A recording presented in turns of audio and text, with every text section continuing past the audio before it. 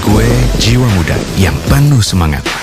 Semangat melangkah untuk terus berkarya. Semangat gue nggak pernah padam. Karena gue punya semangat emas. Pegadaian.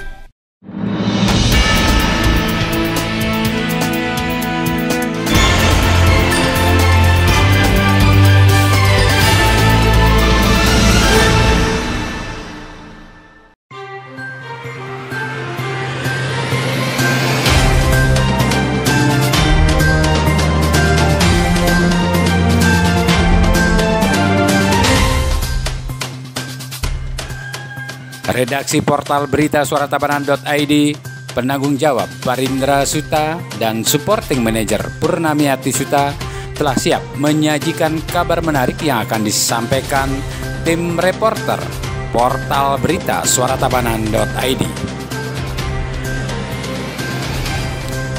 Dari orbit Kota Pelangi, Kabupaten Tabanan, Provinsi Bali, inilah kabar Suta yang akan disampaikan oleh Sinta Leticia Dewi. Silakan Sinta sampaikan kabar Suta hari ini.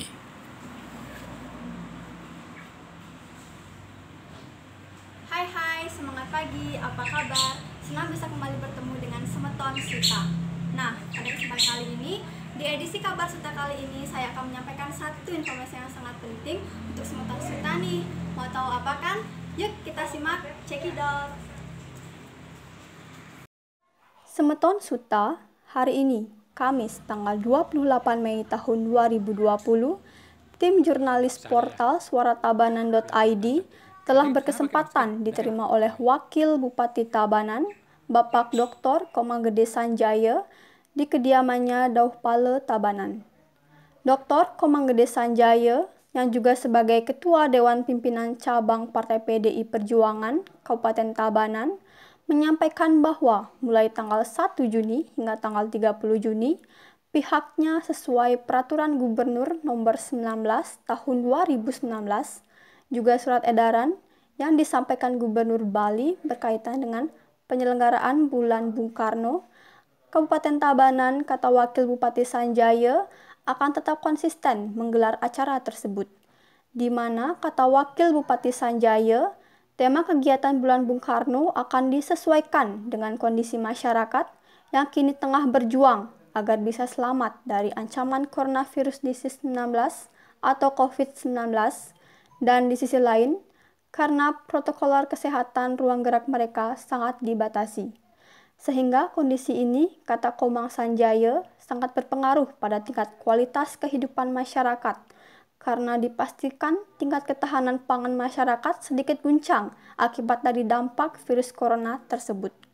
Untuk lebih jelasnya, mari kita simak hasil wawancara saya bersama Ketua Dewan Pimpinan Cabang PDI Perjuangan yang juga sekaligus sebagai Wakil Bupati di Kabupaten Tabanan.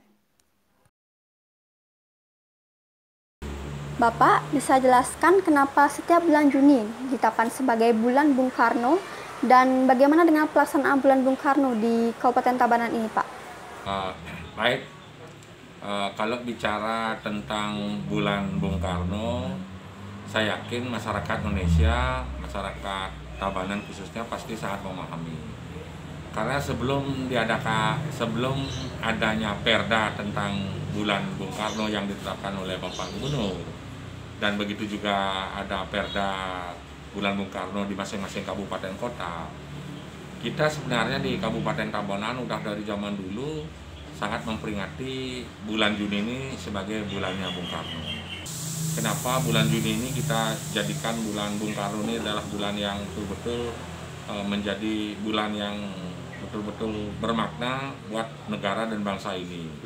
Karena bagaimana sejarah sudah mencatat dengan tinta emas bahwa 1 Juni 1945 adalah sebagai hari lahirnya Pancasila, bagaimana Bung Karno, berkat beliau lah bagaimana bangsa ini didirikan dengan dasar negara yaitu Pancasila 1 Juni.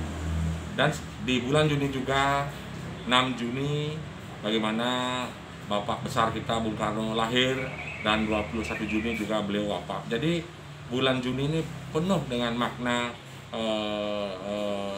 beliau lah.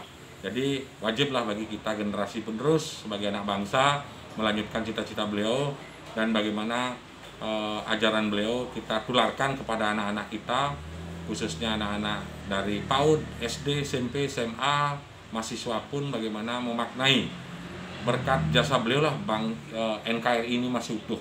Dengan Pancasila inilah, kebinekaan inilah kita sampai utuh sampai saat ini dengan toleransi yang sangat luar biasa di negara kita. Bayangkan seandainya nggak ada Pancasila sebagai perekat dasar negara, bagaimana bangsa ini akan menjadi pecah belah oleh perbedaan suku, perbedaan agama, perbedaan bahasa, dan lain-lain. Inilah kenapa bulan Bung Karno menjadi betul-betul sangat penting bagi generasi sekarang ini, khususnya kami di Kabupaten Tabanan. Nah, bulan Bung Karno tahun ini jatuh bertepatan ketika masyarakat dalam suasana yang cukup mencekam ya Pak. Di mana di satu sisi masyarakat harus selamat dari ancaman tertular pandemik virus corona, tapi di sisi lain juga masyarakat harus mampu bertahan, terutama memenuhi kebutuhan pangan. Nah, kemudian apa yang akan dilakukan untuk memaknai esensi penyelenggaraan bulan Bung Karno di tengah darurat pandemik seperti sekarang ini Pak? Nah, bagaimana kita memaknai hari bulan Bung Karno bulan Juni nanti ke depan ketika sedang ada virus COVID-19 pandemi ini. Nah, kita DPD khususnya kalau saya lihat di beberapa catatan sudah diberi informasi bahwa akan melakukan sarasehan, melakukan lomba-lomba apapun, tapi dengan syarat kita juga bagaimana mengikuti imbauan pemerintah Bapak Presiden di saat pandemi ini. Bagi kita pakai masker, bagaimana kita mengatur jarak, pola hidup bersih, bagaimana kita melakukan social distancing, physical distancing, pola hidup sehat. Nah, inilah saya kebetulan selaku pimpinan Partai PDI Perjuangan di Kabupaten Tabanan, bagaimana bulan Bung Karno ini tetap kita maknai, jiwai, bagaimana kita menyebarluaskan melalui media sosial, media online, melalui macam-macam komunikasi lah. Walaupun kita tidak melakukan suatu kerumunan, tapi kita tetap menjalankan memaknai bulan Bung Karno ini, sehingga anak-anak, remaja, SMA, teman-teman semua, bagaimana kita menghormati ajaran beliau dengan cara ya kita melakukan sarasehan tidak lebih dari 25 orang. Nah, bicara tentang Bung Karno nih ya Pak, kita tidak bisa lepas dengan ajaran beliau, yaitu ajaran Trisakti. Nah, bagaimana kemudian kita memaknai serta mengimplementasikan ajaran beliau itu, terutama bagaimana kita berdikari secara ekonomi Pak? Ajaran beliau adalah Trisakti. Trisakti itu artinya berdaulat di bidang politik, berdikari di bidang ekonomi, dan berkepribadian di dalam bidang seni dan budaya. Nah, sekarang di pandemi virus COVID-19 ini, bagaimana kita menjalankan suatu ideologi ajaran, yaitu berdikari di bidang ekonomi, khususnya di saat-saat seperti sekarang ini. Ya, kalau yang namanya berdikari di atas kaki sendiri, berdikari di bidang, kami di Kabupaten Tabanan sudah banyak melakukan suatu tindakan-tindakan, kegiatan-kegiatan maupun penyuluhan.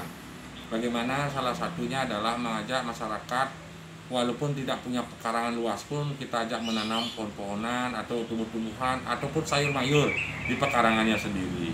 Itu sudah terbukti. Pelihara ikan lele sudah terbukti.